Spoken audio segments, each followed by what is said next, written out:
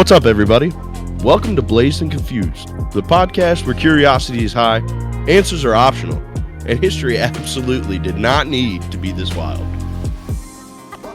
I'm Noah.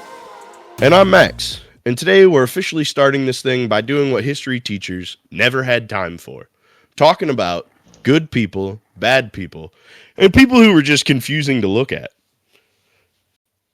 We've each got one person from history who was genuinely good, one thing from history that was objectively terrible, and one historical figure that made everyone go, something might be off. So yeah, no disrespect to anything or anyone, just genuine confusion from us. Absolutely. This is a judgment-free zone, mostly. Yeah, the mostly's definitely iffy there. So if you like learning things, laughing at the chaos of humanity, or realizing that people have always been weird, you're in the right place. With that, let's get into it. So, like we said, we found someone that was genuinely good, and our objective was to find somebody that you probably haven't heard much from. So, if you don't know much about these people, we're not going to get into the nitty gritties. We're not getting deep. What we're going to do is we're going to kind of just give you like what we thought was kind of standing out and what was pretty interesting. And this is only going to be our first episode, so this isn't going to be our topics of every single time. What we're striving to do with this podcast is kind of find something that's going to be fun for everybody. We're not sticking to one topic. We're not sticking in any genre of any type. We're going to just try to find stuff that's interesting and has made us go, So we landed on this. We figured what better than to do something that we're going to have at least a little bit of research on so that we don't look like complete fools, first time doing this. So, be kind. If you find us and you find something that we can improve on, tell us. We're open to every kind of suggestion. In the nicest way possible, tell us. Oh yeah, please. We're only a little sensitive. So the dude I found this time, right? His name, and I'm probably gonna butcher a couple of these names, so I apologize in advance. Abdul Sattar Eddy. I'm gonna go with that. So this guy, he's from Pakistan, and the whole reason that he kind of stood out as a good guy is, back in the 50s, this dude kind of realized that there was a lot of poor that could not afford healthcare where he lived.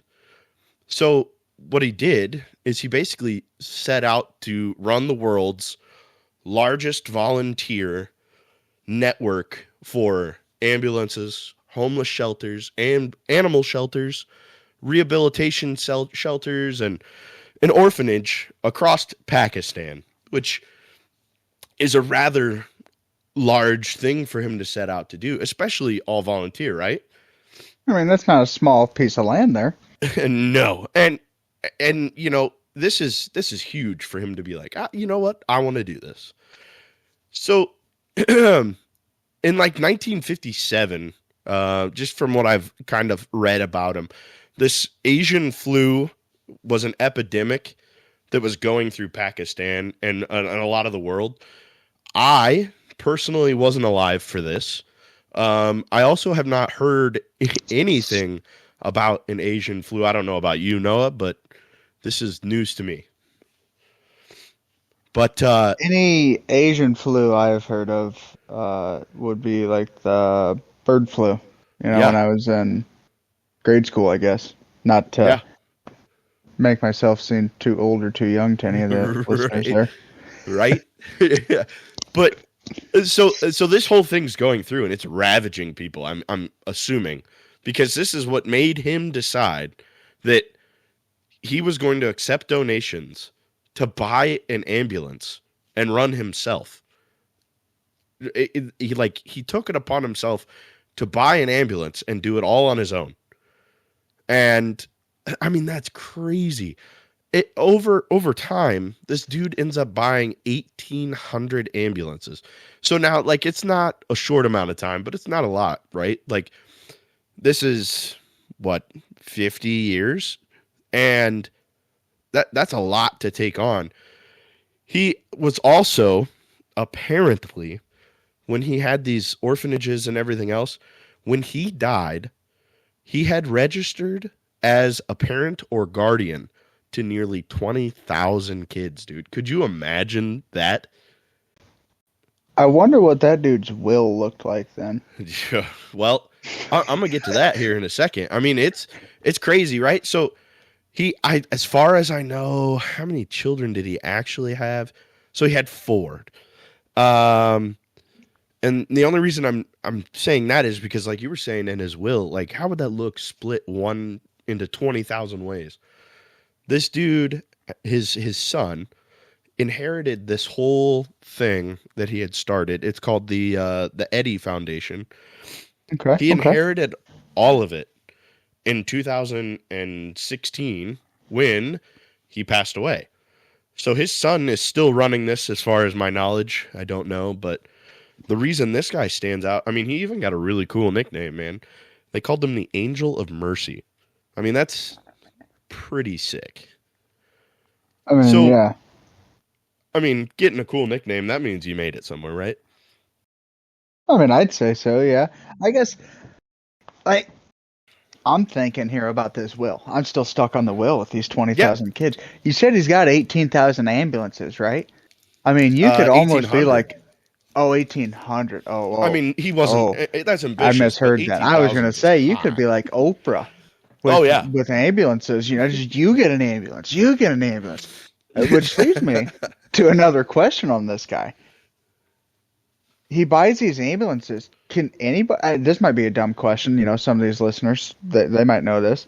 Can you just buy an ambulance? Do you have to have a license for that? Or so I don't know. I mean, I'm also assuming it's Pakistan, so it's right. Gonna be different than the U.S. But and that's what I was just thinking. I think in the U.S., yeah, you have to have some kind of a something in medical. I'm assuming. Okay. I'm guessing, and I'm going to end up, after we're done, I'm going to have to go back through and look at, like, the way these ambulances look, because it could be a van, and that's no downplay to what he's done. It could be a van, and I mean, even if he's doing it in a van, that's impressive, because vans can get a little squirrely, they're not really the most sturdy vehicle. No. I mean, you'll get thrown around in a van easily. Yeah. Boy. I mean, but I've never been to Pakistan, so I don't know what the roads are like, but I can tell you here in Central Illinois, they are rough. So, a pothole every 5 inches. Yeah, I can only imagine another country. Yeah, no. Oh, yeah. But I tell you, I've been out of the country. They got some nicer roads other places. Yes, they do. But, him doing this is pretty amazing. It's a lot of selflessness. The dude dedicated his entire life just to putting through all of this. I mean, he helped with victims of Katrina. He helped with the Ethiopia famine. He's got more Nobel Prizes and Peace Prizes than I've ever seen. She was given the award, I'm going to butcher their name for sure. It's the Croix de Guerre, signifying service under particular hazard in 1920. All I can say, that's pretty cool, right? So you would think, after being gassed, being wounded, having all that happen to you. Yeah, I'm going back to singing. Yeah, she's just done. But no. You get the 1918 flu epidemic that happens. She stays as a nurse during that. Finally, after the war, after the flu epidemic, she goes, that's the Spanish flu? Yeah. Like the big flu? Like that? Wow. Yeah. So she gets gassed and everything else. It's and then the Spanish flu. Yeah, tackles like Plague 2.0. Oh, yeah. Yeah. Boy. So after the war, she created a charitable medical foundation with a famous car racer,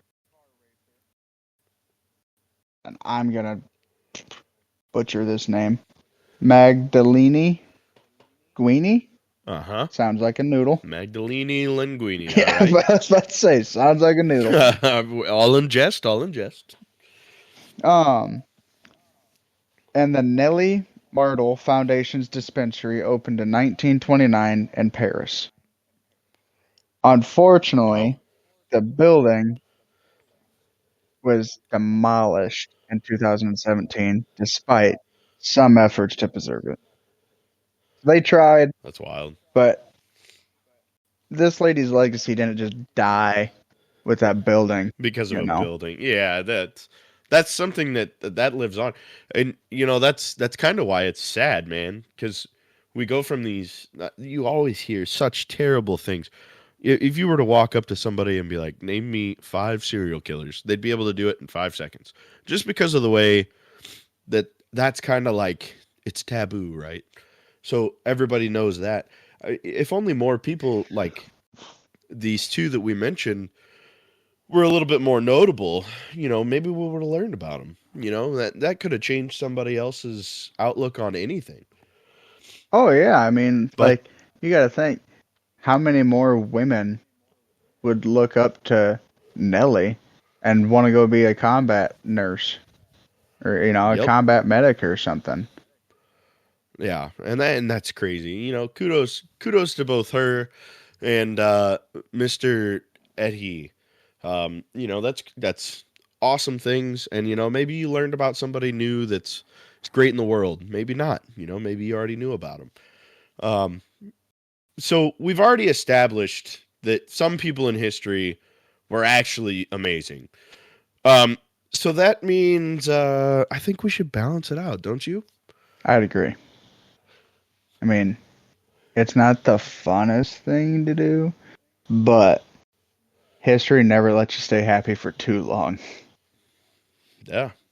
So with that, let's pivot from someone who really restored your faith in humanity. Just something that absolutely destroyed it. Oh yeah. Yeah. So there's about 100 different things that we can name for this, right? I think that was my biggest issue was trying to find something that was, a bad thing, but that wasn't like super terrible. You know what I mean? Like you got that scale from just, kind of bad to like, oh boy, we're not going to talk about that ever again, level What? bad. And it And always seems like, sorry to cut you off, but it always seems like no, the bad things in history get talked about the most. But oh there yeah, are some bad things that are like whoopsies that led to yeah, something that was like, oh shit. yep. And that's exactly the type of thing I'm trying to bring up is I'm not going dark. I'm going to go with something that's, kind of silly. Um, so I don't know if you came across this or not. I came across something that was, labeled as diet cigarettes. You got your Diet Coke, you got your Diet Pepsis. Never did I think that I would ever hear the word diet cigarette. You just smoking air? Um, I mean, that would be as diet as it comes, I guess. But here's what's crazy. Around the 20s, shortly after women, were getting more rights and more privileges that they were allowed in society, I guess smoking kind of became less of a man thing to do, and they wanted to kind of pivot it towards women. And the way that they did it is they advertised them in the 20s. A guy named Percival Hill uh, took the idea of like, you know what? Let's really get women into buying this. It was right around when they started kind of making that swing to shoving like model women in everybody's face. So every woman was jumping on the next diet fad, which, you know, is what it is. But this dude took it to a whole nother level. He's like, we're going to take cigarettes and we're going to make them look good. And the way we're going to do that is everybody's wanting to eat vegetables because of this awesome saying. It was when they were trying to get people to get in better shape. They said, reach for vegetables. That was the ad. That was it. Just said those 3 words. And people started buying vegetables to try and be healthier and avoid sugars and everything like that. So this dude later on down the road gets this idea of, he's like, you know what? That worked for them. We're going to use it. So he worked with Lucky Strike cigarettes. They make matches. They were big, especially in like military rations, I think. I don't know if your grandfather or your great-grandfather ever mentioned getting a pack of Lucky Strikes, but I vividly remember mine saying that. My mom still smokes them. Well, you might find out why today, man. Because they took that slogan, and then instead of reach for vegetables, a good healthy alternative, they said reach for Lucky instead of a sweet. That was it. That's how they wanted to brand cigarettes, to being healthy alternatives. You ever notice? You don't want to get... They gotta market the hell out of things that are good for you.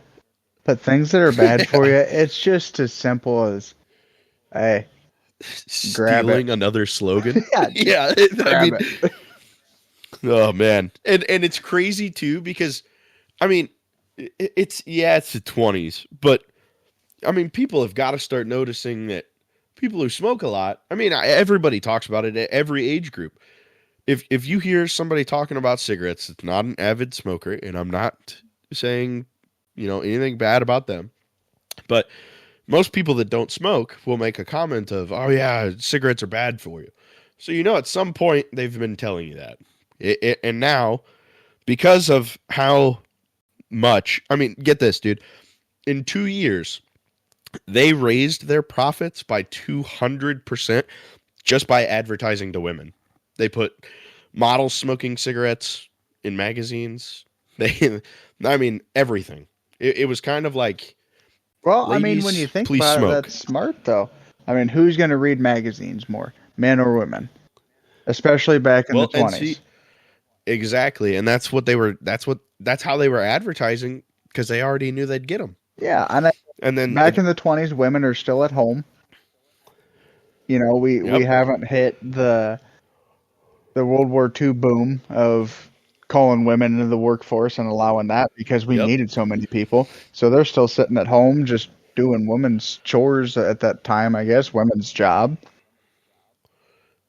Yeah, they're going to read that magazine, and then it's like, oh, you know what I can do in the meantime to lose weight? I can sit here and smoke a pack of cigarettes while I clean the house. Exactly. Especially if you're hungry, dude. If you're hungry and you're going to catch slack over eating a honey bun or a Twinkie, more than smoke you would a Lucky, baby. Lighting up a cigarette. Exactly. If you're going to not be hungry for that and you're not going to get flack for it, I mean, I could see why that they were working. But that's why, so in 1960 something, 64, 65, the Surgeon General gets involved, right? So that's where I was getting to, was the Surgeon General gets involved, and they say, all right, no more targeted ads. You can't come out and say, hey, you will lose weight if you smoke these cigarettes, and nothing bad will happen to you. They were kind of trying to prohibit people from targeting one specific audience. So they made it to where companies couldn't do that anymore. And that's when they started putting the warnings on cigarette packs. Really? Yep. All because they started advertising that it would help you lose weight with no side effects. That's crazy. Yeah. What'd you find? What bad, terrible thing? So, same type of realm, right? Yours was on cigarettes. Mine is On the other side, little liquid, gonna go with the London beer flood. Okay, Oh boy.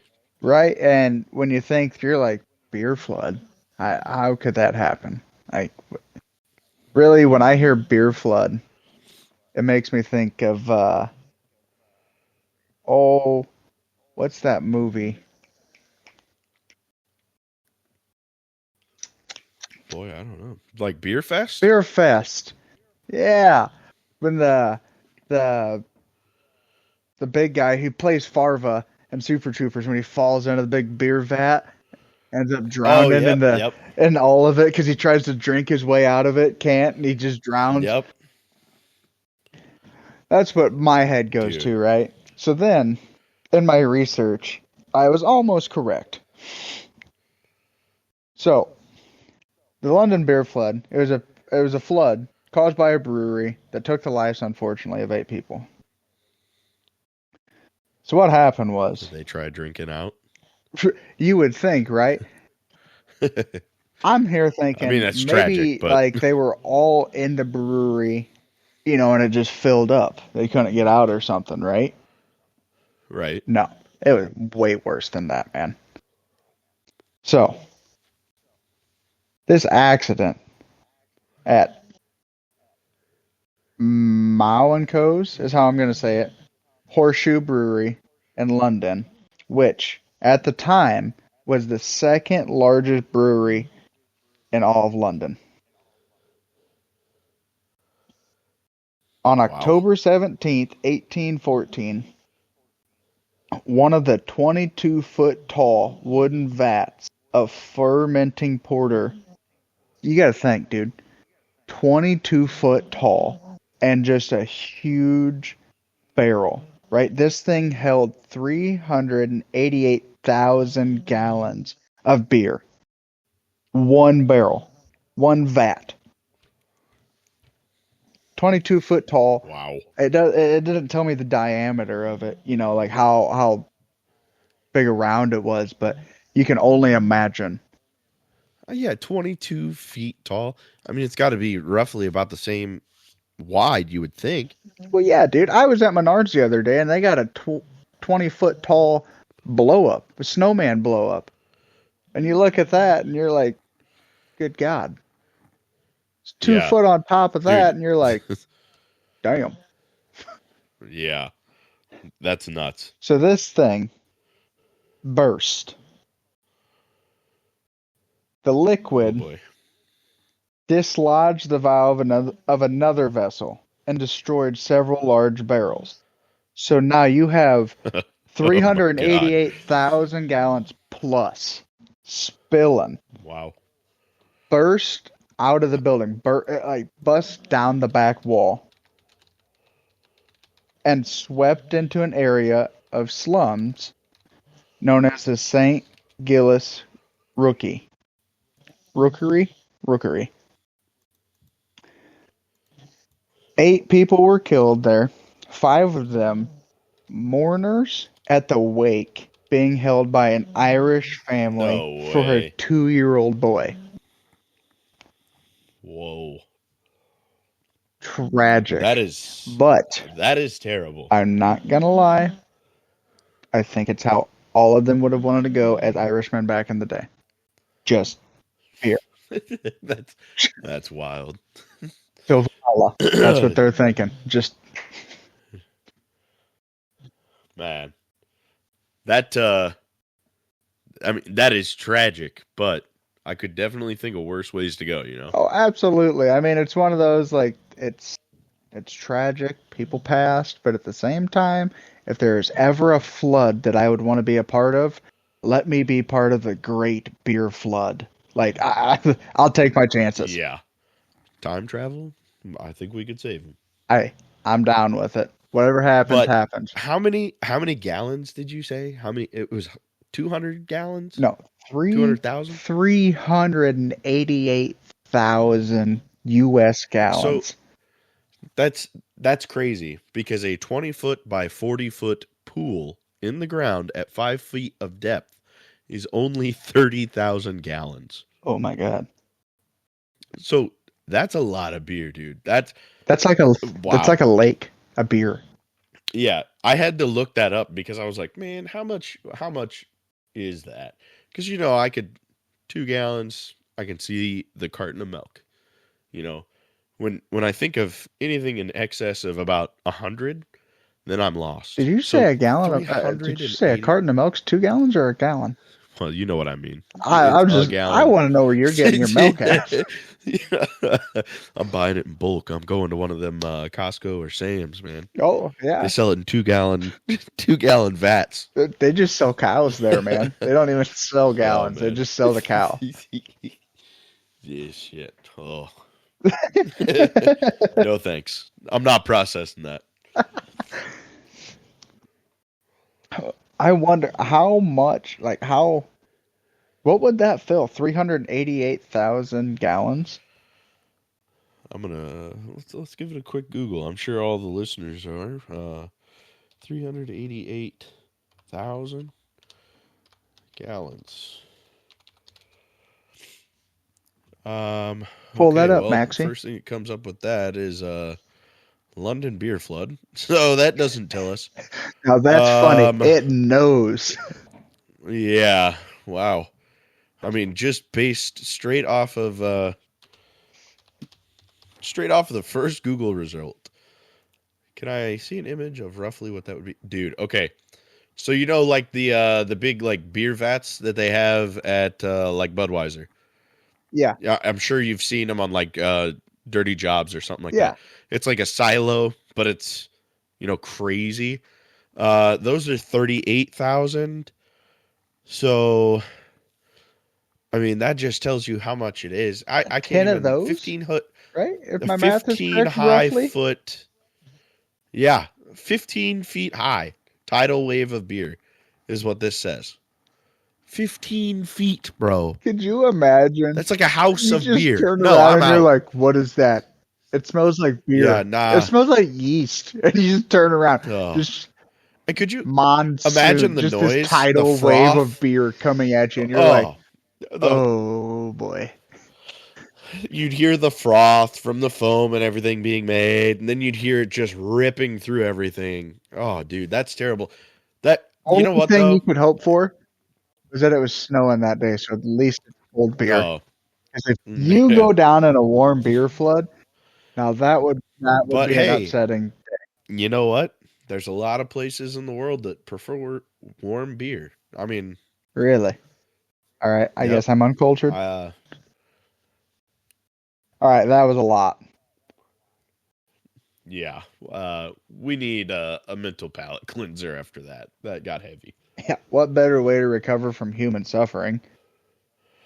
Than talking about somebody who made people in their own time go, wait, what? Historically weird, possibly iconic, but I can definitely assure you, butt ass ugly. Oh man, my guy, I don't know, man. Um, he made a lot of people kind of like look at him twice.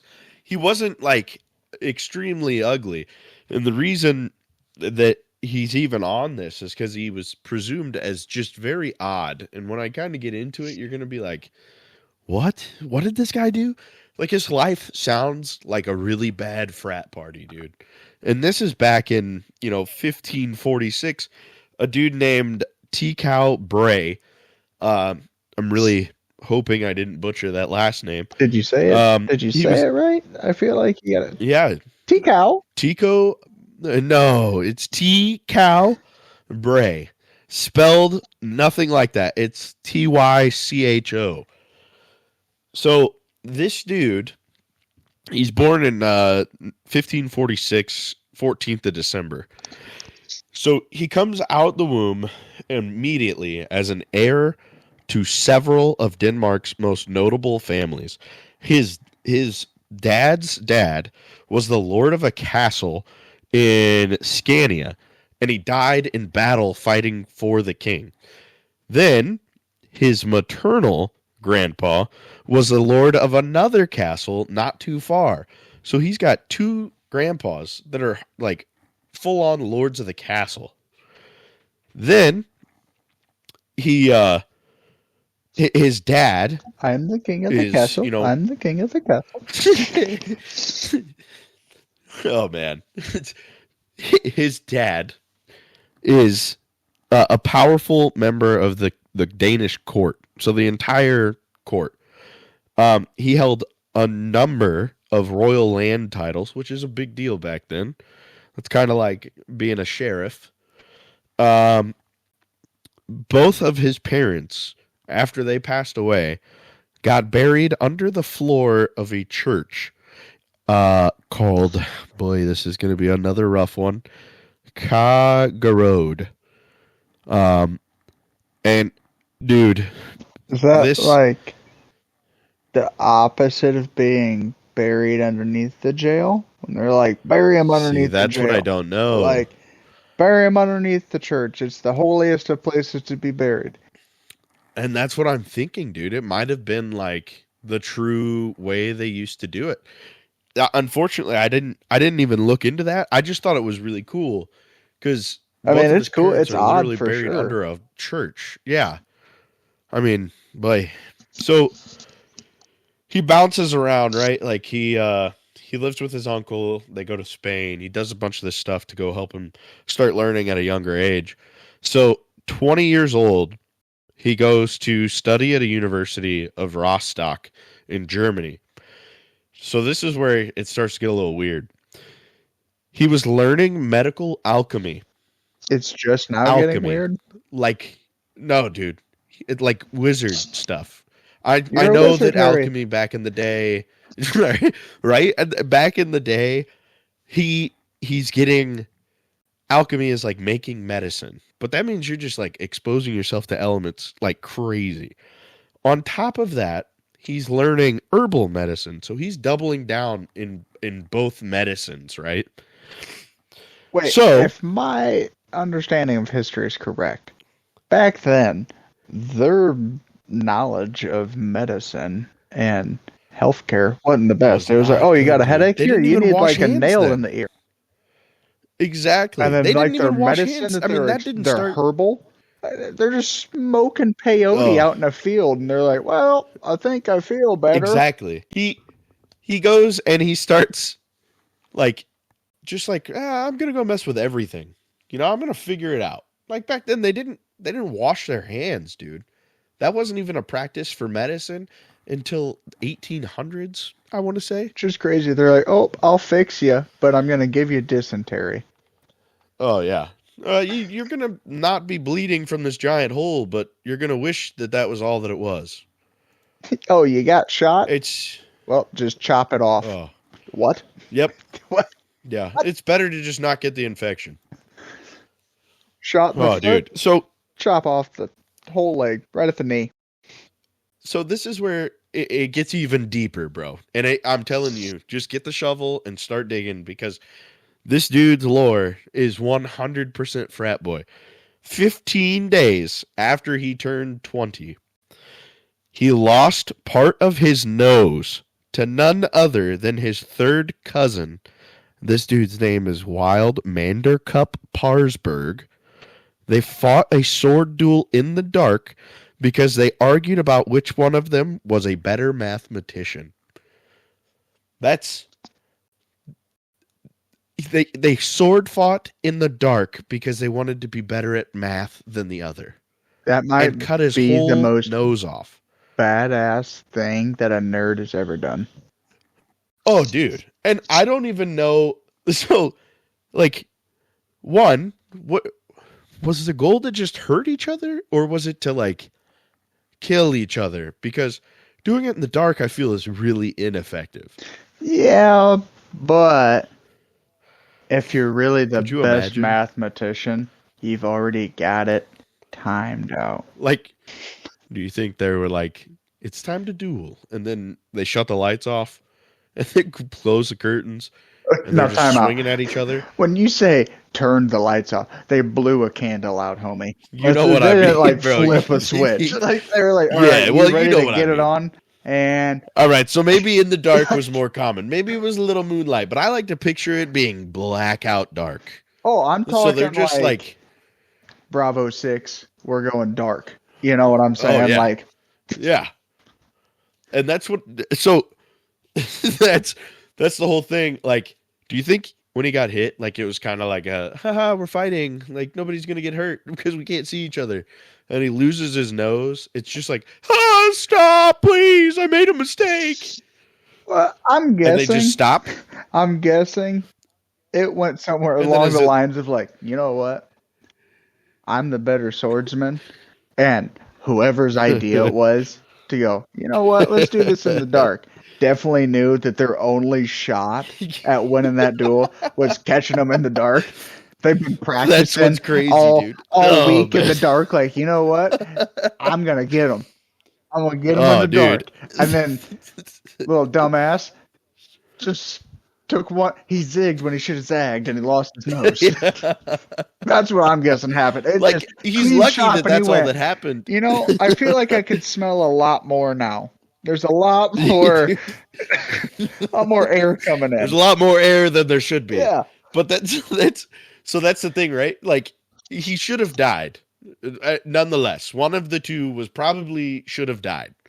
But all that happened was he gets this crazy scar across his like his forehead going down, and he loses the bridge of his nose. So here's what he decides to do to kind of clap back at it.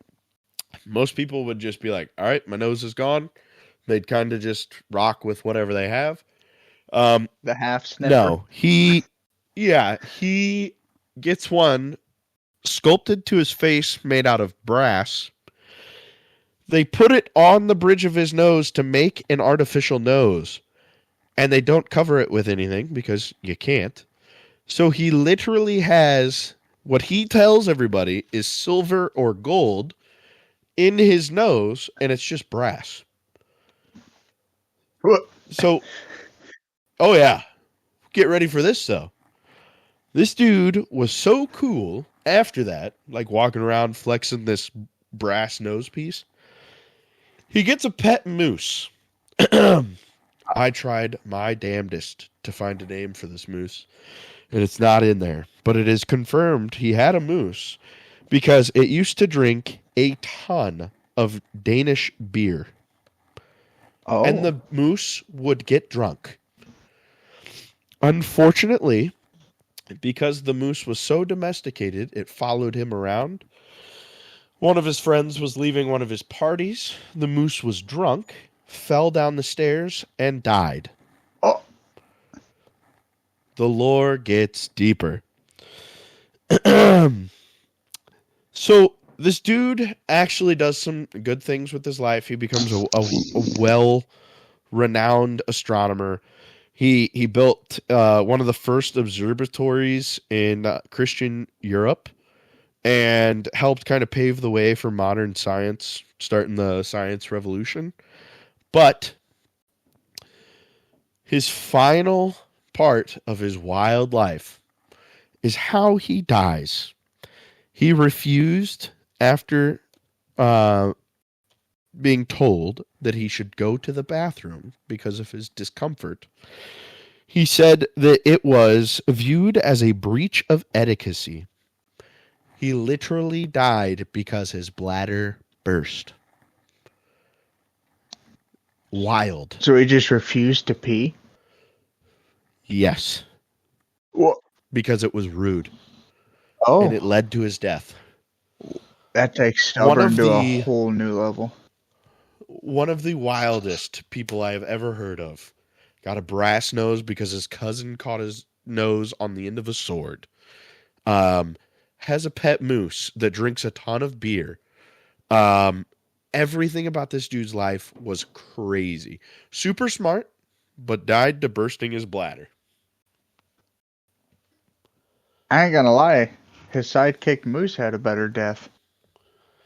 Dude, that's rough. Well, I ain't gonna lie, my guy is not gonna top your guy in terms of being like weird but cool, right? My guy, just ugly, but is super smart, right? Right. Ended up getting a Nobel Peace Prize in literature. That good. Guy's name, John Paul Sartre? I think Sartre? Sure. He's a French philosopher, a novelist, a screenwriter, a political activist, but biographer, literary. Oh boy, Work through it. thanks, pal. Literary. Wow. There you go. Literary critic. Um, he was considered a leading figure in the 20th century French philosophy and Marxism, which Marxism, whatever, you know. But his work has influenced sociology, critical theory, post-colonial theory, and literary studies. He was awarded the 1964 Nobel Peace Prize in Literature, which he tried to reject, but they made him take it. I've never heard of anybody being like, "Nope, I don't want it. I don't want the Nobel Peace Prize." Especially doing Nobel. Yeah, that's wild. But when I say like this guy was ugly, I ain't talking like, oh, he's got a snaggle tooth or something. This guy's own wife and his mother told him he was that ugly. When I say this dude was ugly, I don't mean like birthmark or like a snaggle tooth or something, you know. I'm talking like his own wife and his mother. Whoa. Say that he's ugly. Yeah, I just looked this dude up. Like, you know the expression, only a face a mother can love? Even when your mom's like... His mom's like, I love him, but damn, you're ugly, dude. Yeah, boy. Like, the articles that I wrote about him, they all compliment his work. They don't downplay how great this guy was. But they also don't downplay how ugly he is. That's rough, dude. Could you imagine just being told that your whole life? Like, that sucks. Well, like, literally in one article it says, on top of his short and frail stature, he also suffered from an eye condition called strabismus, or what we normally call being cross-eyed. And when I say cross-eyed, I don't mean like, oh, it just kind of floats. I'm talking like... Boy. Right eye looking left. Yikes. Straight 90, bud. Wow. Yeah. His wife referred to him as ugly as sin. His mother, in a quote, said, I tried to hide it with his hair, but after his first haircut, you couldn't hide the ugliness. Wow. Ridiculous. That's so sad, dude. That's... I mean, they could have just not told him that, right? Like, they could have... It makes me think, though, right?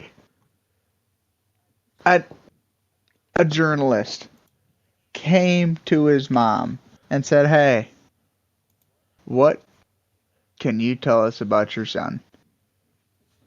That your Nobel Peace Prize winning son. What can you tell us about him? And of course, oh, he was a great kid. I love him so much. He's so smart. He's got great ideas. He is so damn ugly, though. Like, what? He could have just left it and all the good stuff. You just had to throw in. Let me tell you. He's ugly. Everyone had to touch on it. Yeah. That is rough, dude. Man. Wow. Well, I mean, we heard some good. We heard some bad. We heard some ugly. And then we heard about some really weird things, man. So before we get out of here, there's one last thing we need to leave you with. And it's important. Possibly. Yeah. Possibly. We'll go with possibly. The most important thing we've talked about today. We've talked about a lot of important people. Yeah. And some pretty important events that got left out. Yeah. In history class. Yeah. So we're sitting here wrapping this up, and a question came up that completely derailed us. Like, full stop, conversation over, whole new thought unlocked.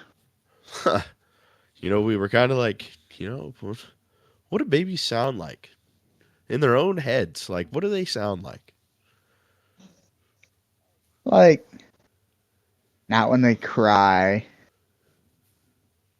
Not when they're just, bleh, bleh, bleh, bleh, looking at a toy, just obviously no thoughts going through their head. Like, what's their monologue in their head? Like, what are they saying to themselves? Are they looking like, yo, I want that block? Yeah, like, is it words, like you said? Is it just vibes? Just straight happiness? Or is it just elevator music? I mean, just thoughtless, going through life, just like some people, just cloud nine. Just yeah. Going through it. I mean, I think it's just silence, man. Like, they're trying to figure it out, but is it chaos? Like, they can't figure it out, or is it just a big, long emptiness?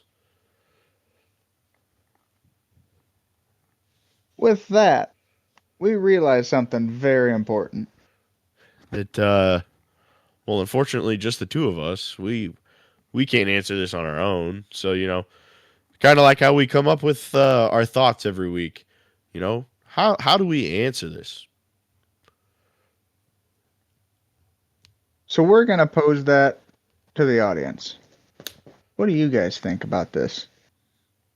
Yeah, I mean, you guys can think about it, argue about it, stay up till 2 a.m. laying there overthinking about it. Then once you're done thinking about it, and you've kind of made up your minds, before that counter thought hits you, send us what you think babies sound like in their heads. Yeah, because, quite possibly next episode, we might... Not quite possibly. We're absolutely reading your answers.